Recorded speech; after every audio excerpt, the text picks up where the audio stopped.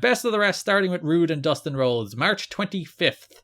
Impact. There's a backstage interview with Dustin. Franchise has him. He's talking to him. And he's like, you will face Bobby Roode at the pay-per-view, which is news to me. That's where it's announced. It's news to everyone, I think. And it's like, all right. And then Roode comes up and he's like... A Canadian has never kicked a Texan's ass.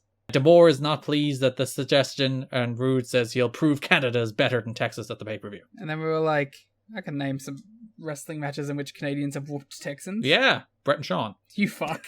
You fucking bitch. You name another one, pal. The Undertaker and Brett. It's always Brett, isn't Steve it? Austin and Brett. Brett gets his ass kicked a lot. Fuck you. You stole my big one.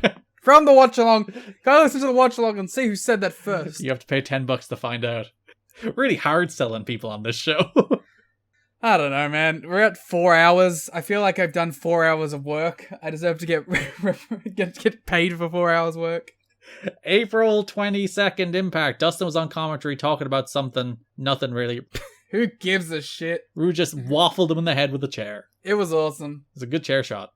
He attacked him from out of the darkness, which of course was symbolizing the fact that they were going to have a Prince of Darkness death match. Which again was the only place that was announced. I think it might have been on the scroll again, but they never said it on one of their 6 television shows building to this pay-per-view. On the scroll again. My favorite part of that Roode sneak attack was Don West for a while after, because it led straight into the Naturals AMW match on the Go Home show. Don West was like, I tried to warn him, but I wasn't fast enough. I guess he didn't hear me. I just saw Roode coming out of the corner of my eye. I was like, Dustin, no! But he still got hit. No! Dustin, no! So that does lead us to a Prince of Darkness death match at Lockdown. The rules of which are a 2 out of 3 falls, where the first 2 falls are normal regular ass falls. I guess they're technically cage matches. And then the third fall is a blindfold match. This is the end of this Dustin Rhodes run. We won't see him for another 2 years. Oh, really? Yep. I take it back, baby. I'm ready. Let's go. Of course, he still won on the way out. Yeah, what the fuck? It's clearly the sign that his dad's booking power is running out. That's what I call a dusty finish. But yeah, Dustin raps here until Black Rain. Get it?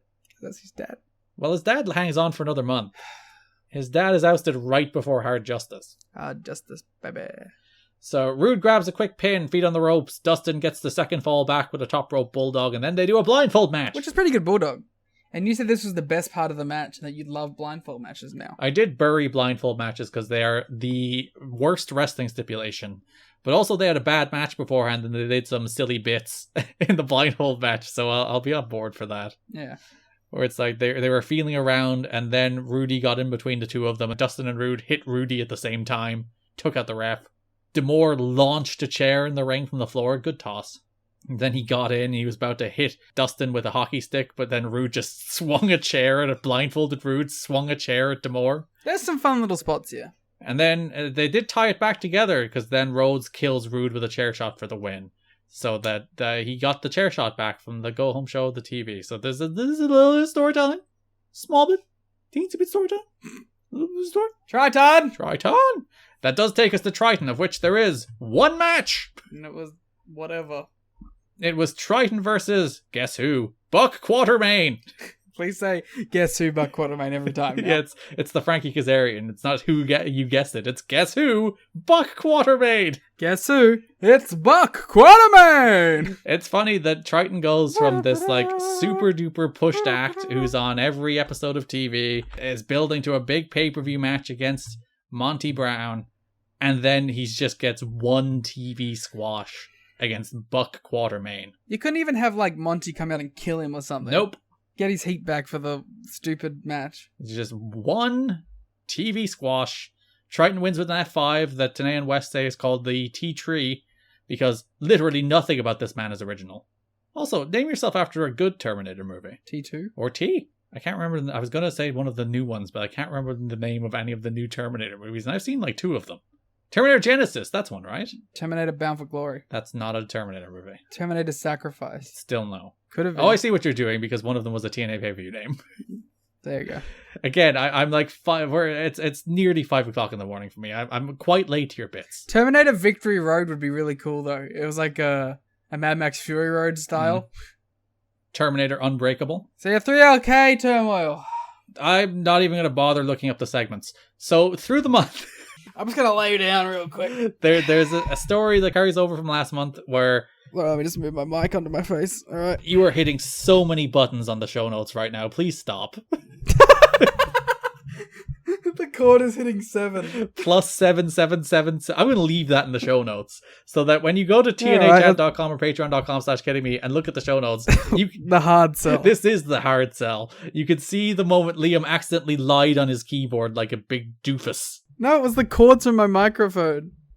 So there is the story running from last month where Konnan is not entirely trustworthy of BG James because of the debuting Outlaw. He thinks they're in cahoots. He thinks they're doing stuff together. He's like, I don't trust you, Outlaw. I don't trust you at all. He thinks he's talking to Takeshita.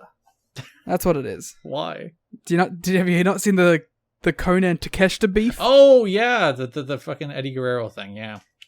He's like, only Mexican people can do that. Oh, Konnan. So there's a singles match. Konnan beats Eric Young at one stage. He's like, I gotta do this by myself. And 3LK have a tag match without him for Killings. And BG face PD and A1, which they win, by the way, which is weird given PD is in the tag title match at the pay-per-view. Okay, well, actually, I can't believe we got through this without mentioning this point that I wanted to bring up. Mm-hmm. They had the X Division champions losing all credibility as soon as they lose the belt. Daniels? No, the X Division champions. Oh, of the right. past. Yeah, because PD's just a giant dork now. Yeah, and like Saban is there but doesn't feel like a guy. Same with Bentley. Mm. It feels like the X Division is this place where you get a push, you win the title, and everything looks real good. And then as soon as you drop the title, you become essentially a job guy who just does multi-mans on the show. And it's really disappointing. Because whenever they do have the title, they pushed well. I think Saban was pushed well when he had the title. I think Michael Shane was a big deal on the show when he had the title. And same with Petey. And then as soon as they lost them, they just become Jags. Yeah, because there's either two roles you play as an X Division wrestler, where you're either champion or you're just an X Division wrestler. Yeah. And whoever is not champion is just an X Division wrestler. There's not two pushed acts in the X Division at the same time. Well, there is. There's champion, there's number one contender, and then there's everyone else. And everyone else never does anything, unless you're an AJ who moves up to the heavyweight.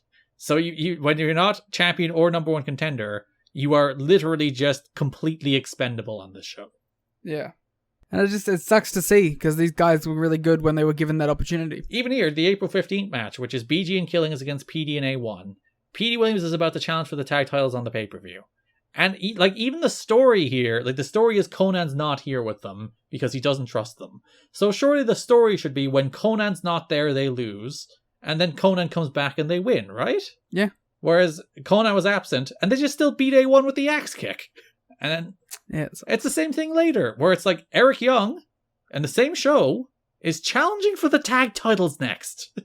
And the whole idea, he's wrestling Konnan in a singles match. Konnan's out there by himself with no Trail K. So the whole idea, again, should be Konnan doesn't succeed without his pals, except he just wins. Now, you're forgetting one key component. What? That BG and Konnan are really sick of playing ball and losing. There's a long discussion from Don about Konnan's girth and width in this match. He's the thick man. He's a wide human being. Konnan pinned Young with a powerbomb. And then Trail K, they came back together in the last Impact of the Month where they beat Lovett Quartermain and David Young. As I said, the bald Freebirds. Sing the song again, Garrett. Freebird. The highlight of which was Konnan threw his shoe, which he regularly does. But when he won, all the fans in the crowd took their shoe off and raised their shoe to Konnan in celebration. If they all started drinking out of them, it would have been an Australian national holiday. You would have loved this. This would be your favorite match in TNA history. I would have done a shoey with them on the show. And they're the interaction in this story we already covered, which is BG and the Outlaw having some face-offs in the Lethal Lockdown match at Lockdown. And that is it